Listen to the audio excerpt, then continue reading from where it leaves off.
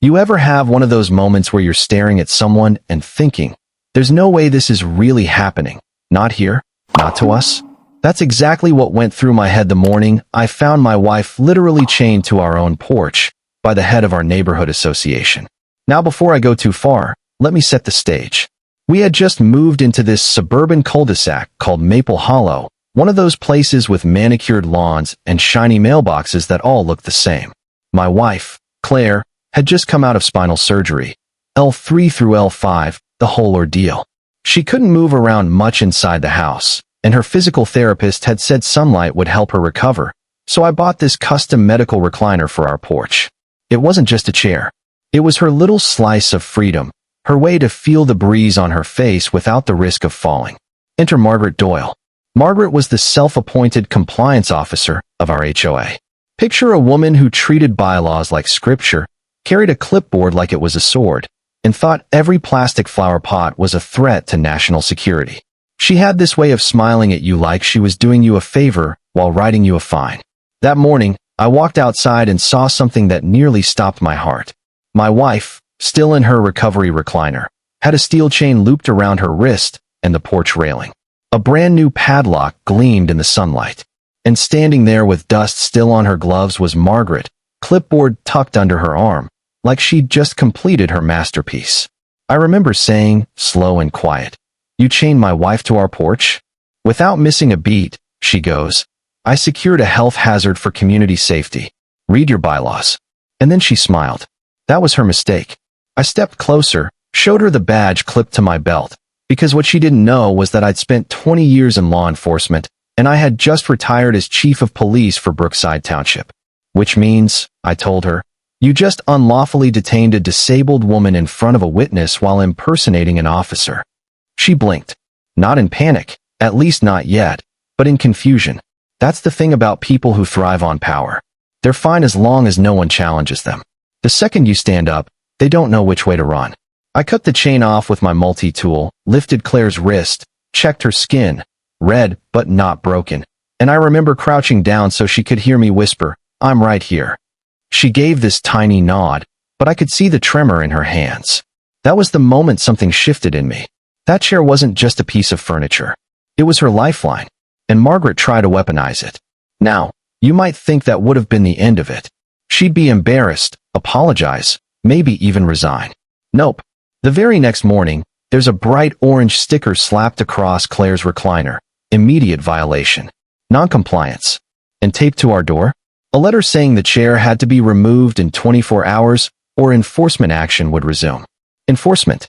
Like my wife was an obstruction, not a human being. That's when I knew. This wasn't about rules anymore. It was about control. I started digging. Neighbors were nervous, but a few whispered stories came out. An elderly woman, Mrs. Callahan, had lupus and used a wheelchair ramp. Margaret fined her for aesthetic disharmony. Another neighbor, a stroke survivor, had his handrails cited for paint code mismatch. Over and over, the same pattern. Target the vulnerable. Use fear to keep everyone quiet. Then came Trevor. He was the landscaper, a quiet guy who mowed lawns and trimmed hedges around the neighborhood. One morning, I caught him near the mail kiosk, hands shaking as he tried not to slice his glove with his trimmer. I walked up, introduced myself, and told him straight. "You were the one who fastened that lock, weren't you?" He froze, shoulders stiff, then whispered, "I didn't want to. She told me if I didn't, I'd lose every contract in the district." I believed him. And then he said something that made me stop cold. "I've got footage." Turns out, Trevor had been testing a security cam across the street. It caught everything. Margaret wrapping the chain, handing him the lock, saying the words, "Make it look official. They need to learn." That was the nail in her coffin, and she didn't even know it yet. I compiled everything, every violation notice, every photo, every whisper from neighbors, and sent it to an old friend in state compliance, Jacob.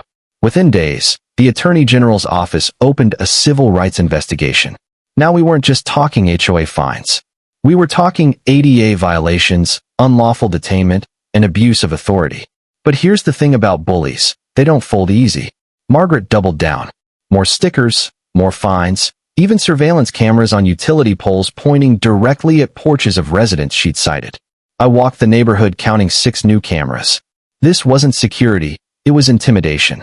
Finally, the day came when Agent Corley, the state investigator, pulled up in her sedan.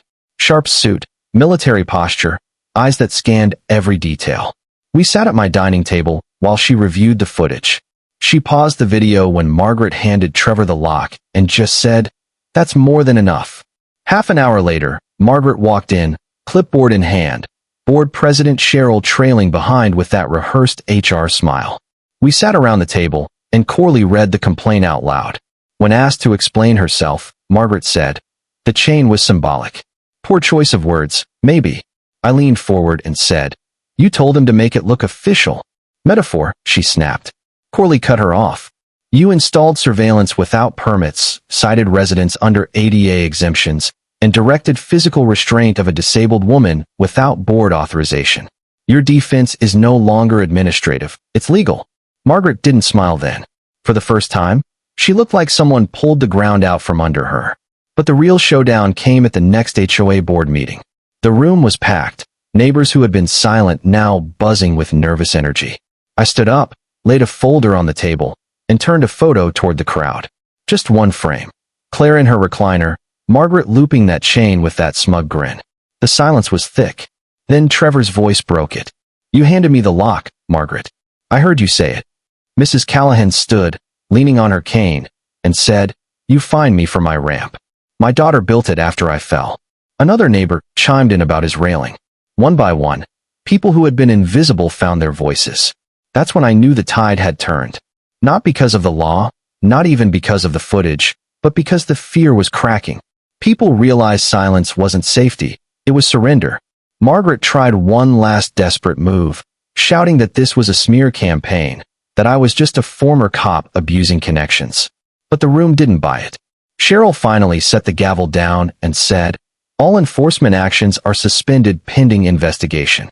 Corley stepped forward, handed Margaret an envelope, and said, "You'll be contacted for a formal deposition. Legal representation is advised." And just like that, the woman who thought she ruled the neighborhood walked out without her crown. 2 weeks later, the cameras were gone. Neighbors put wind chimes and planters back out, and Margaret quietly resigned with a one-sentence email. Claire still has her recliner on the porch. Only now it's surrounded by flowers neighbors dropped off, little gifts that said in their own way, "We're not afraid anymore." The Attorney General's office sent us a resolution confirming ADA violations and civil rights abuse. It didn't erase what happened, but it meant we weren't crazy, we were right to fight back. I sit on that porch now, sometimes next to Claire, sometimes just with my own thoughts, and I think about how many neighborhoods out there still have a Margaret running the show, still hiding behind bylaws and clipboards. And I wonder, how many people stay quiet because they don't think anyone will stand with them? So let me ask you, what would you have done? Do you think we pushed too far, or not far enough? Drop your thoughts in the comments. Share your own stories if you've dealt with an HOA or a power-tripping neighbor, because I promise you this, the second you push back with truth and proof, they lose the thing they fear most, control. And if you want more stories like this, make sure you hit subscribe, because this battle in Maple Hollow, it may be over, but there are plenty more wars being fought on front porches across America.